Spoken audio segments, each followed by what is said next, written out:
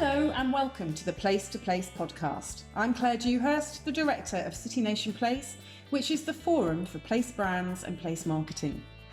The idea behind this podcast series is to create a chain of conversations between place branding leaders to give you the opportunity to listen in to honest conversations about their challenges, the solutions they're finding, and the opportunities they're exploring to ensure that their place brand strategies deliver real economic benefits. We're really thrilled that you've chosen to tune in, and I hope you enjoy the discussions. And so we're on episode 5, and I'm delighted to welcome back Constanza Chair, the Director of Marca, Chile. And Constanza has asked us to set up this chat with Laura Kamras, who is the Director for Public Diplomacy for the Ministry of Foreign Affairs in Finland. Welcome, Constanza, and welcome, Laura. I'm very much looking forward to this conversation between two country brand leaders. We've been fortunate to hear from Laura at past global conferences, but I'm looking forward to hearing more about your values-based approach and just more generally what a country brand can achieve, if indeed achieve is the right word. Over to you, Constanza. Hello, Laura. It's so nice being able to speak with you and to learn of how you've been moving forward the country brand of Finland. We have so much to learn, and it's very interesting to be able to share this time with you. And this podcast is a very interesting place to learn from other country brand experiences. It's such a fascinating job, but not too many people have the chance to work in it. So being able to share experiences is a very interesting opportunity. Laura, I'd like to start by saying that Finland's country brand has a positioning story that it's very interesting. The story of how you are leading a national strategy since 2017 based on positioning values and telling Finland from values that you share rather than products. What is the main challenge, or what are the main challenges of developing a strategy that's based on intangible rather than tangibles? So first of all, thank you, Constanza, for having me today to discuss with you country brand issues. And thank you, Claire, for inviting me. I would like to start by giving you a short overview on how we have developed our thinking around the country brand or country image work, as we call it in Finland. Just little over 10 years ago, our then foreign minister launched the idea that Finland should have her own country brand report. Our aim was to write the storyline for Finland. What is the story that we want to tell about our country to the world? And it took 2 years to draft this report, and it was done in a very large stakeholder cooperation. I have to say that I'm very proud and happy that we were able to define our story in a nutshell. I wasn't involved with the work back then, but I'm just so happy about the outcome of that report, since there are so many stories that could be told, and we were able to define our story in a nutshell. In this world of million different messages going around the globe, I think it's important to focus with your main messages. So what we did in Finland was that we defined our core for our country brand communication and work around key strengths. First, education and know-how. Second, sustainable development and nature relationship. And then third, well-being and functionality. So this is the core for the Finnish story. And if there's somebody we wish somebody should know about Finland, wherever, on the other side of the world, near or far, we hope that it would be one of those topics. So based on that report, launched 2010, we drafted a national country brand strategy, and we launched it in year 2017. So in this report and strategy, we defined our key goals for country brand work, key messages, identity and values, and so on. And it's a 4 pages long, very easy to read document that can be found in the Finland toolbox. It's open for everybody, and you can also Google it if you wish. So what does this mean in practice to us? A couple of key issues when it comes to our thinking. First, we base all of our country image communication on facts. We always tell the truth, and it makes our country image credible and timely. And it's easy to talk about smaller themes as part of and values. Our country brand work is value-based. This means the Finnish way of doing things is based on our values. Everything and everybody in their own way reflect these values. And you ask about products and selling Finnish products abroad and its relationship with the country brand. What is the connection?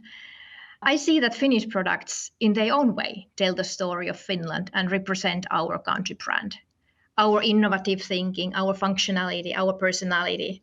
On the other hand, I see that since our Finland's country brand is pretty strong in an international comparison, it's very wise to utilize it when selling products abroad. That this is then, of course, up to the companies to decide. And main challenges of developing a strategy based on intangibles. Well, challenges or opportunities, but I think it's include digging deep on the values behind our actions. It's not always easy, and it takes a village. This is why all of our country image work is done with a very large network of partners. We do country brand in a very large collaboration, stakeholder collaboration, under Finland Promotion Board umbrella, representing both public and private sector. My unit at the Ministry for Foreign Affairs is the secretariat for the board, and then Prime Minister is appointing the board. So we need the whole network to bring the story of Finland to the world. The embassy network, Friends of Finland, and everybody who wants to spread our story is welcome on board. It's so interesting how you've done an inclusive approach, and what you say of basing everything in facts and having it reduced to a very clear and synthesized strategy is very, very interesting.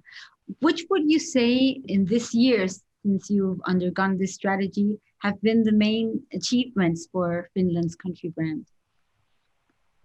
Well, I would actually pose a question here back to you, asking, can a country brand have achievements as such? Is it important?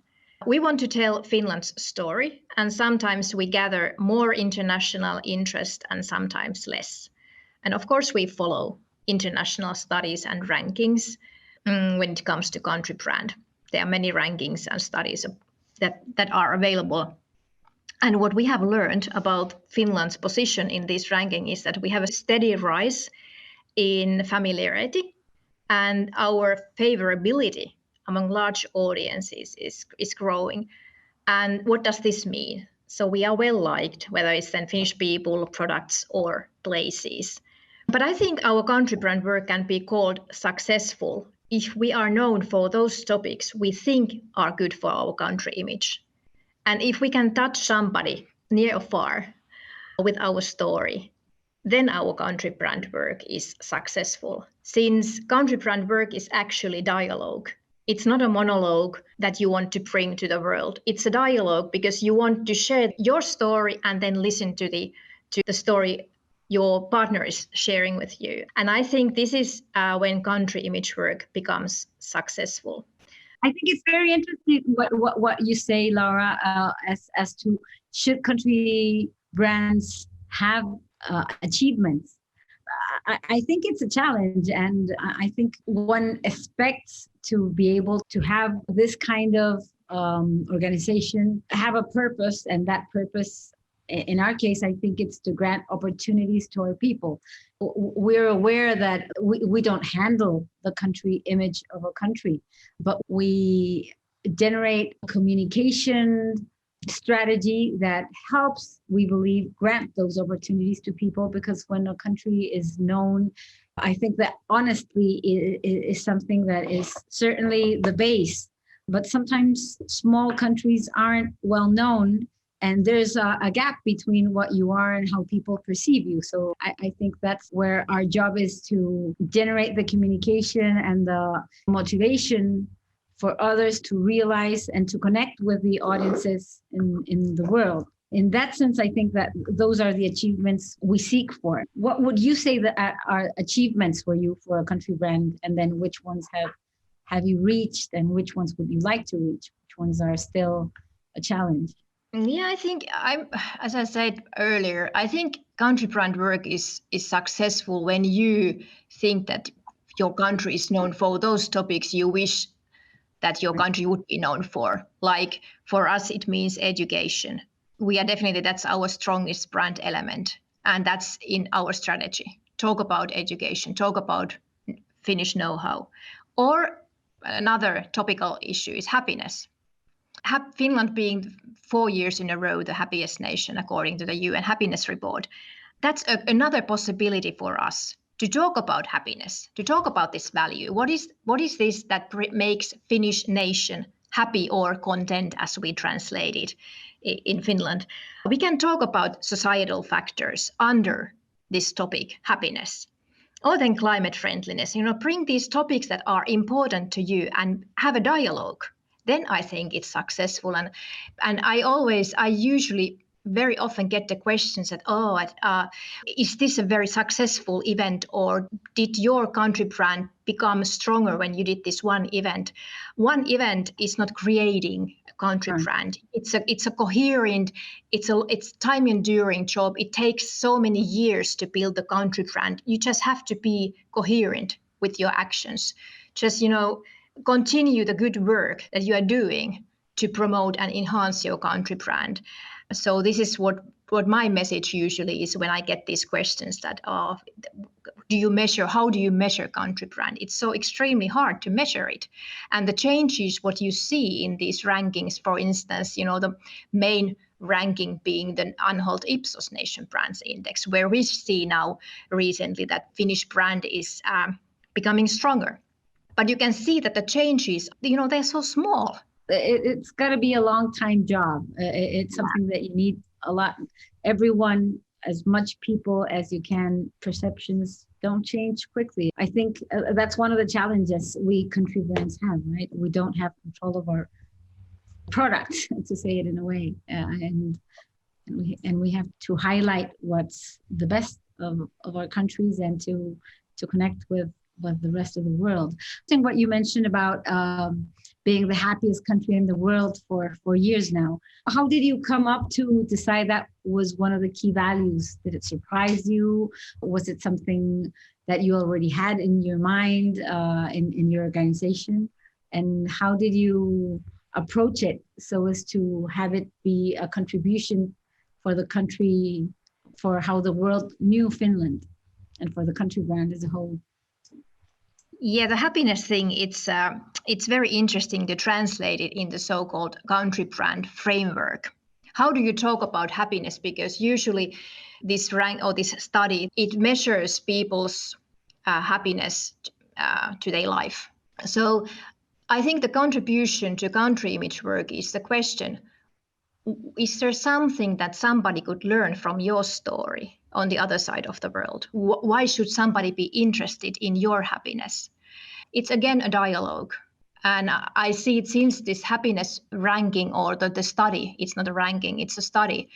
It's definitely enhancing the country brand because it gives us a possibility to talk about societal matters, stability, trust, freedom of speech, societal support network, all these kind of issues that make Finnish people content. It's like a discussion opener. You can have a discussion about these factors. And I think it is so important also to kind of open the dialogue. But I think that's how we see it in the framework of country brand work. Definitely a very strong brand element for us. Our sectoral organizations have done their own campaigns, like the Visit Finland did this School of Happiness. They invited people to Finland to experience the happiness. And I think that's a very strong country brand work. And I think that's something that really kind of pushes the country brand also stronger, that you want to share your happiness with others. And do you think that it's what you mentioned, was the impact greater outside Finland or within Finland? Sometimes the country branding job has obviously the focus in the outside, right? But sometimes it has an important impact within the country. How do you view that? Yeah, with the happiness study, it was so funny at the beginning. When Finnish people found out that, okay, we are the number one in this study, they were like, what? We are number one? Okay. First, we didn't believe it, that, okay, how can we be the happiest nation? Maybe that's our nature. We are so modest that we are not able to understand this result of this study. But then again, we also kind of explained this to Finnish people. And then, of course, our main audience is then international audience. When you talk about Finnish values and society to international audience, our focus for country image work is definitely abroad. But I wanted to mention one more thing about the happiness thing. It's not the question who is number one or who is number two, who is number three. I think it's more like, what does it tell about societies? What makes people content? This study goes to show that the Nordic society model is working and it's making people content because Nordics are leading the way in happiness. And this is very important also to notice that it's not the Nordics, all Nordic countries are leading the way when it comes to happiness and this study. Understand. And many of what we value and what we admire in Finland is related to these values you were speaking, you have been telling me about. How about entrepreneurship or gender equality? Let's start by entrepreneurship. Finland ranks 7 on the Global Innovation Index and has an important position also in the entrepreneurship index. You have this meeting called Slush, which is internationally renowned. How important is entrepreneurship in building your brand strategy? A short answer, very important. It's really about Finnish people and a Finnish way of thinking. We are problem solvers by nature. This is the basis for talking about entrepreneurship in our country image work. Since we value innovation, it's our way to react to problems. We are very solution-oriented. If there is a problem somewhere, please call Finns and we will be there. But it's also it tells about our society because our society supports innovation. We offer equal education, our work life supports know-how development and lifelong learning. And this innovation plays a key role in functionality and well-being. And therefore entrepreneurship too. And what is very interesting to note that entrepreneurship has increased its popularity among the Finnish youth immensely recent years. But Slush, thank you for mentioning Slush. It's such a wonderful event, and I think it's one great example of Finland's and Finnish people's desire to connect with the world. And we want to collaborate with others as much as possible to build a better future for everyone. You know, when you visit Slush, and if you haven't heard about Slush, please find out more. The spirit is really amazing. And you can really feel that it's possible to change things for better through innovative thinking and collaboration. What do you think has been the impact of COVID in the country branding opportunities, challenges, and how we make our work? How has COVID impacted country branding from your perspective? A very good question. And I think we all need to think about it at this moment when we are coming out of this pandemic, and many of us are starting to draft kind of the storyline for the response of the nation's response to COVID-19. What have been the key strengths, and is there something somebody could learn from your experience? How do you speak about COVID? Because it's not that, you know, there are some winners or somebody's losing. It's just a tragedy it's affecting everybody. It's such a hard time for everybody. So promoting your response, or how good or how bad. So I don't know. This is something I think we will discuss in different country brand conferences. That would be a very interesting topic. I think it's more like, is there something when it comes to country brand thinking or country brand work, again, the question, is there something somebody could learn from your experience?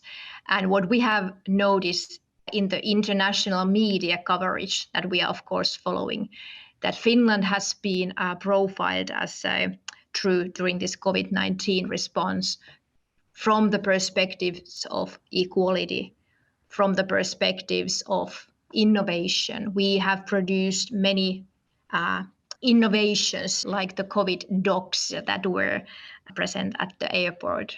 Wow, you trained dogs to be able to sniff COVID. Wow. Yes, we did.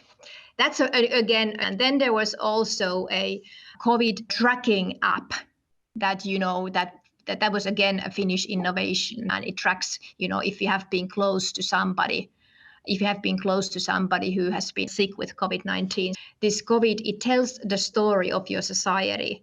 I think that COVID has impacted us in many ways, but in terms of country branding, there's one thing that is everything that involves COVID, how it has changed the way we undertake our job. And the other view is how we have handled COVID, and it's a powerful country image because it's made us come together and unite